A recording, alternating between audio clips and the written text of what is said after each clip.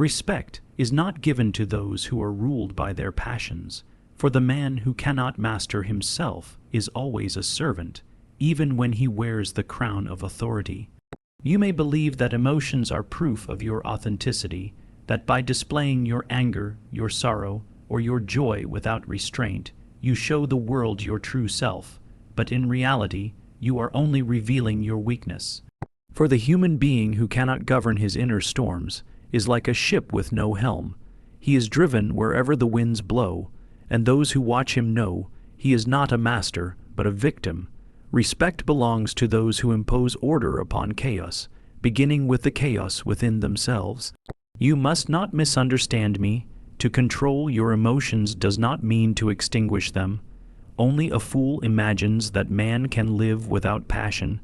Passion is fire, and fire is the force of creation, the source of great deeds. But fire uncontrolled is destruction. He who allows rage to dictate his words, or desire to dictate his choices, will always be a slave to whatever impulse shouts loudest in the moment. To control emotion means to harness it, to channel it like the river that is bound by its banks, powerful because it is directed. The crowd admires the man who burns hot, who lashes out, who dramatizes his feelings, but they never respect him. They enjoy his spectacle the way they enjoy watching a beast in a cage, roaring against its bars. But the man who remains composed while others lose themselves, the man whose eyes remain clear while the crowd is blind with frenzy, this is the man they fear, and in their fear they respect him. For he has proven that he is stronger than the instincts that enslave the rest. Respect, then, is not given to those who are merely intelligent or talented. It is given to those who show mastery. When others see that you will not be manipulated by anger, nor seduced by flattery, nor broken by grief, they begin to treat you as something rare, something higher, for they know that your actions do not arise from whim, but from will. And will, in Nietzsche's vision, is the true measure of strength. So ask yourself, do your emotions ride you, or do you ride them? When insulted, do you lash out blindly, or do you respond with the timing of a strategist? When tempted, do you submit like an animal, or do you transform desire into fuel for something greater? This is not about repression, it is about transfiguration. The weak repress their emotions, pretending they do not exist. The strong acknowledge them, seize them, and turn them into instruments of their will to power. The man who cannot control himself can never rise above himself. He will live forever in reaction, reacting to insult, to praise, to failure, to success.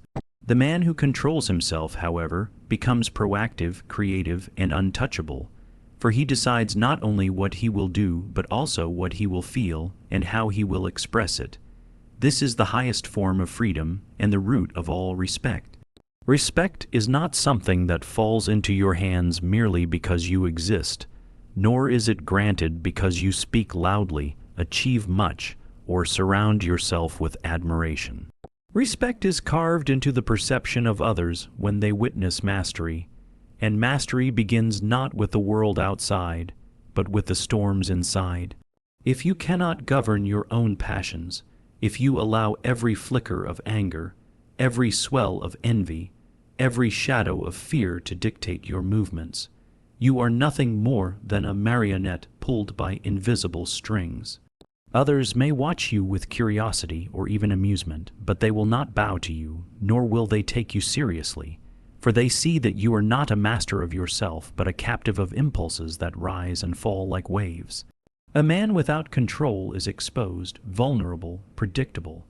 Those around him quickly learn how to press the right buttons, how to ignite his fury or manipulate his sympathies, and once that knowledge is gained, he loses authority over his own life. Imagine the one who explodes in anger at the slightest insult. He believes he is showing strength by refusing to tolerate disrespect, but in reality, he is advertising weakness. The smallest provocation pulls him into chaos, and those who observe know that such a man is a puppet of his own emotions. Respect cannot grow in such soil. Respect grows only when others sense that you cannot be easily shaken, that your center is not disturbed by every gust of wind. To master oneself does not mean to freeze one's heart or to become stone. It means to understand the movements of the soul so deeply that they no longer surprise or overthrow you. It means to feel anger rise within and yet choose when, how, and if it will be expressed. It means to sense desire burning and to decide whether it will be indulged, transformed, or denied. It means to suffer without collapsing and to rejoice without losing balance. This steadiness is rare, and rarity always commands respect. People instinctively revere the one who stands firm when others tremble, because he embodies what they themselves cannot attain. Without self-mastery, you are condemned to live reactively. You are a mirror of the world's provocations, not a creator of your own destiny. Every insult reflects in your anger, every temptation in your indulgence, every fear in your retreat. Such a life is slavery disguised as freedom. The man who controls his emotions, however, ceases to react and begins to act. His responses are not dictated by circumstance but chosen by will. This is why he is respected, because he shows that he belongs not to the world but to himself. He is master of his domain, and even if the world collapses around him, he remains unshaken. Respect is the recognition of this mastery, the silent acknowledgement that here stands someone who cannot be moved by chaos, because he has conquered the chaos within. To control your emotions does not mean to kill them, for a man without passion is a hollow instrument, a corpse that still breathes but no longer creates. The danger is not that you feel too deeply, but that you allow feeling to drive you without direction, like a horse running wild with no rider. Emotions are not the enemy, they are raw power, primal energy, and within them lies the possibility of transformation. Anger can become courage, desire can become creativity, sorrow can become wisdom. But when left unchecked, they degrade you, consuming your strength rather than serving it. The one who suppresses his passions, who tries to bury them as though they were shameful, becomes brittle, lifeless, and dishonest with himself. He calls this repression self-control, but it is only cowardice dressed in discipline. The man who is respected is not the one who denies his fire, but the one who commands it. Think of the artist who channels his torment into painting, the philosopher who transforms despair into thought, the warrior who directs his rage into discipline. Each of these men feels profoundly, often more deeply than the common crowd, but they are not prisoners of their feelings. They shape them, guide them, turn what could have destroyed them into something that elevates them. This is what it means to control emotion, not silence, not denial, but transfiguration. A river that floods destroys villages, but a river bound by its banks becomes a source of life and power. The same applies to the forces of your inner life. The crowd, weak in its will, confuses indulgence with freedom. They say, "I feel, therefore I must express," and in that blind expression, they shatter respect. For respect is not given to the one who is enslaved by compulsion, but to the one who reveals his will by shaping compulsion into action. To feel is natural, to act on every feeling is animal, to command one's feelings, to decide their use, is divine. This divine quality is what separates the respected from the pitied, the leader from the follower, the creator from the creature.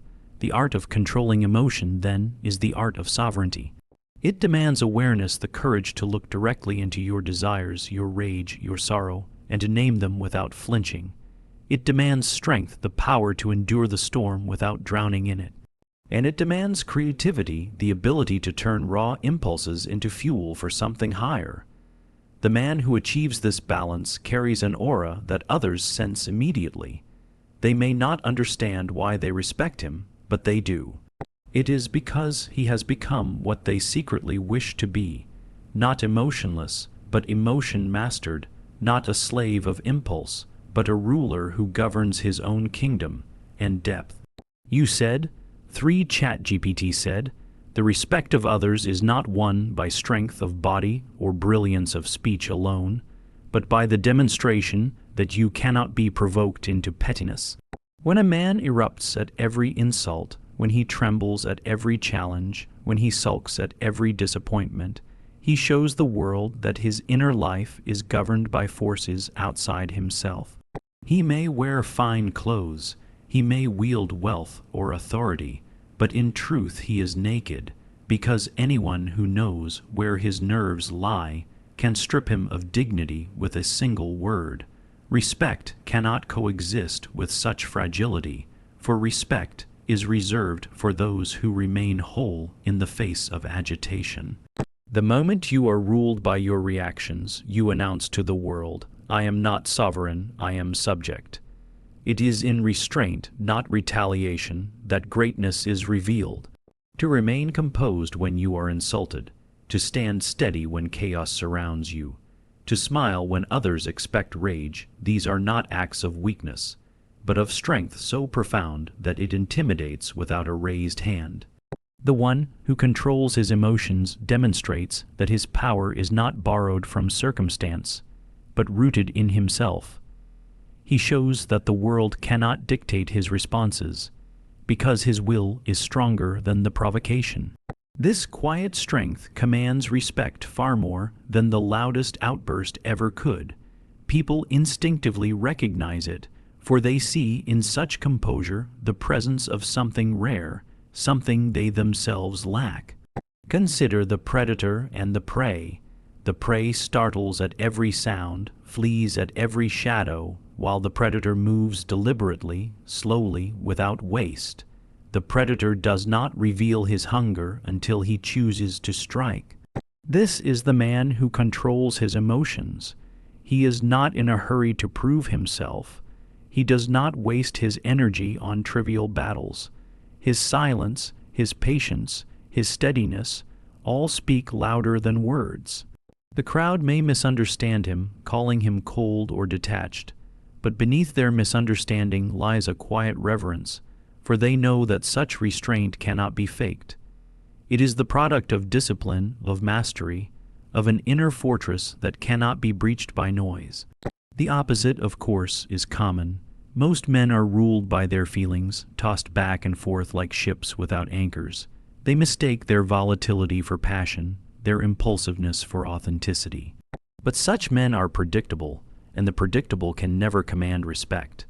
To be respected is to be enigmatic, to reveal only what you choose when you choose.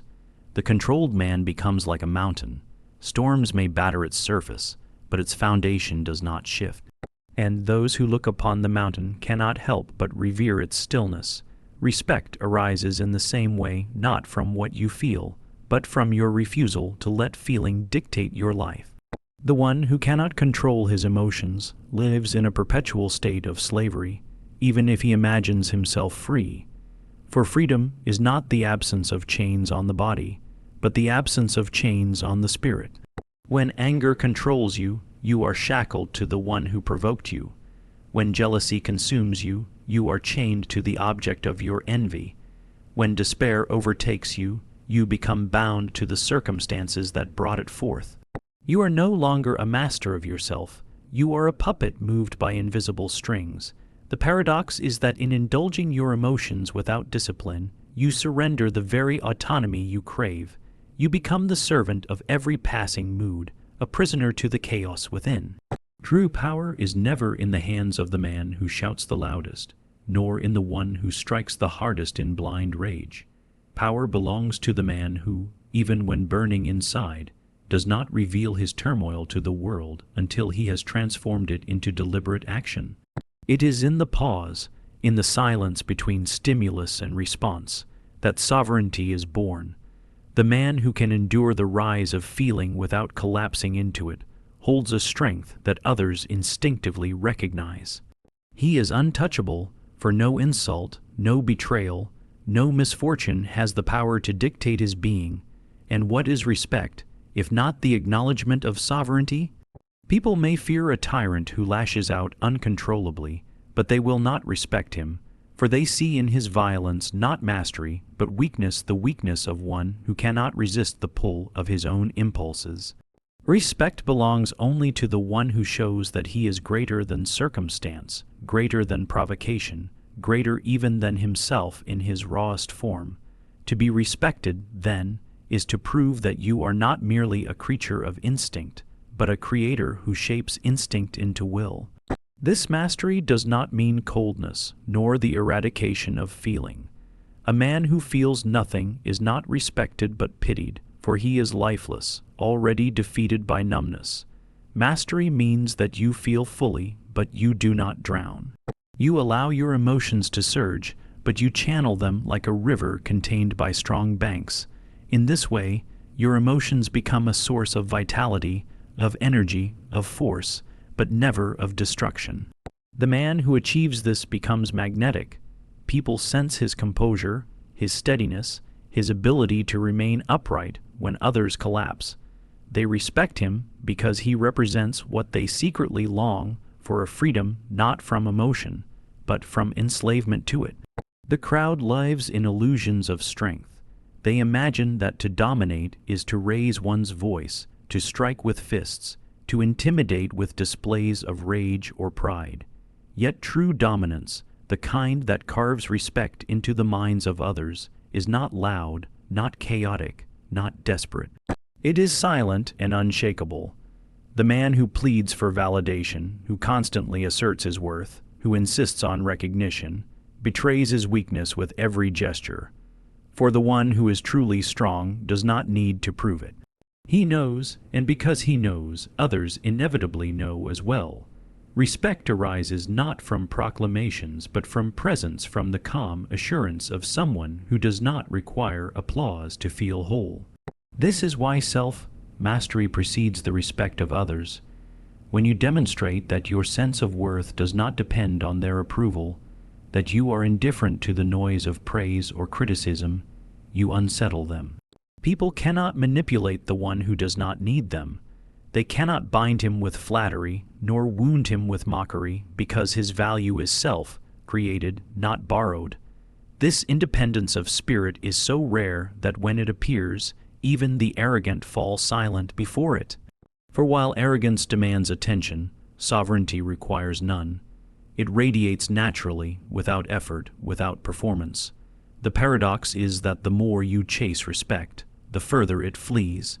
A man who schemes endlessly for recognition makes himself transparent. His motives become obvious, and people instinctively recoil, sensing desperation. But the one who walks his path without bowing to judgment becomes mysterious, untouchable. The world respects him precisely because he does not beg for its respect. His indifference becomes his weapon, his composure his crown. In him, people see a figure who cannot be bribed by approval or broken by scorn, and that sight alone demands reverence. Consider the difference between a torch and the sun.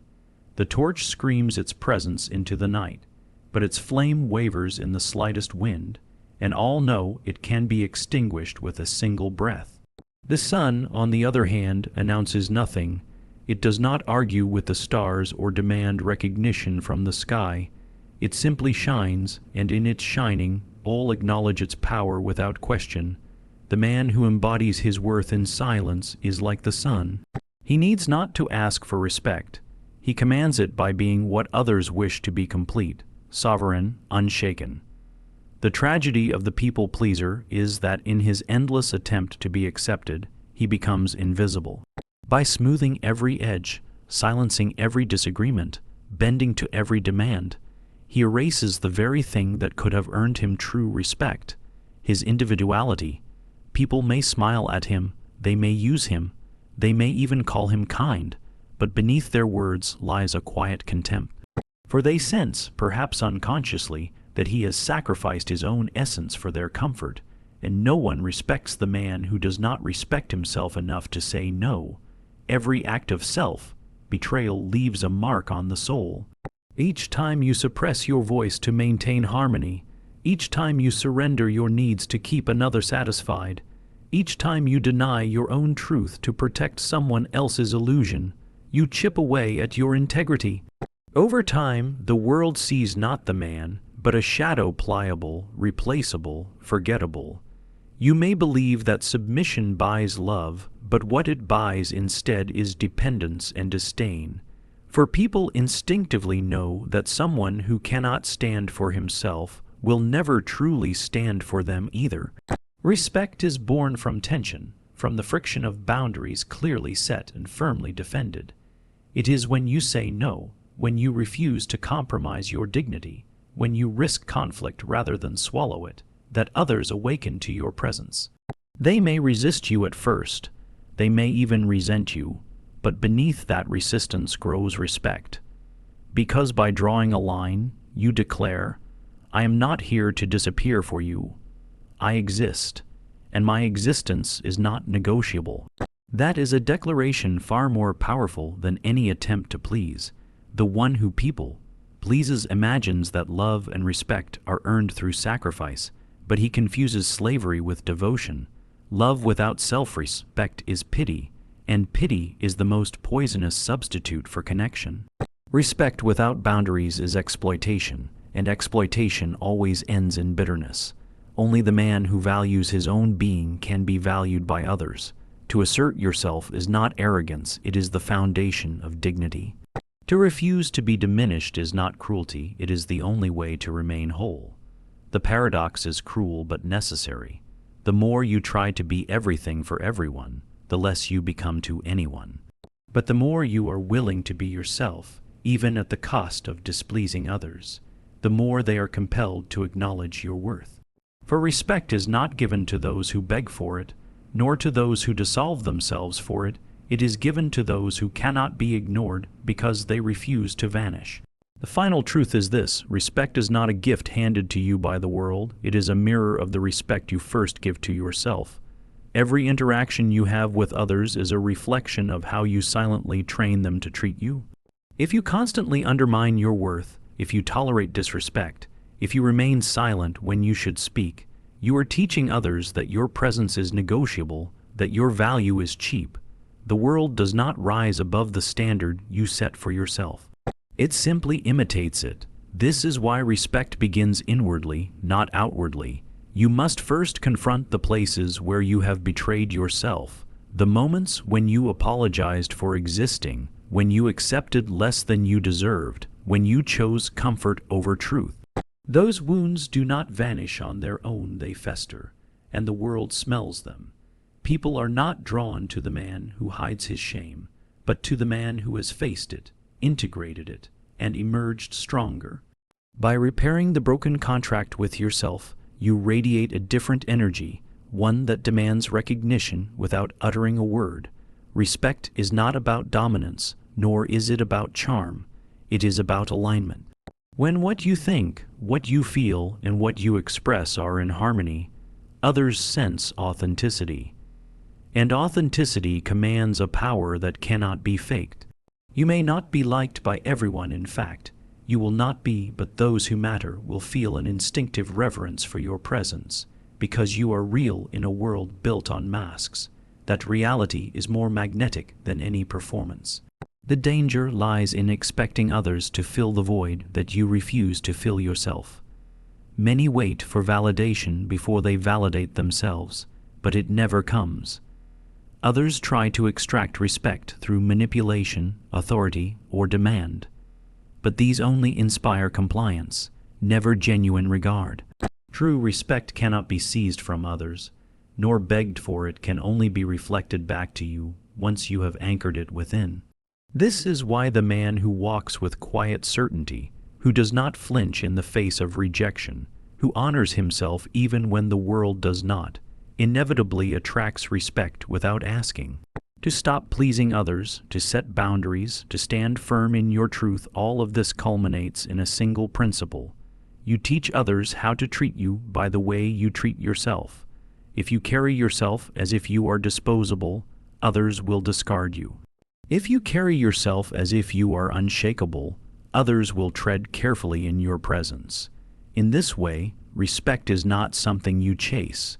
It is something you embody, and once embodied, it follows you wherever you go, not because others choose to give it, but because they have no other choice.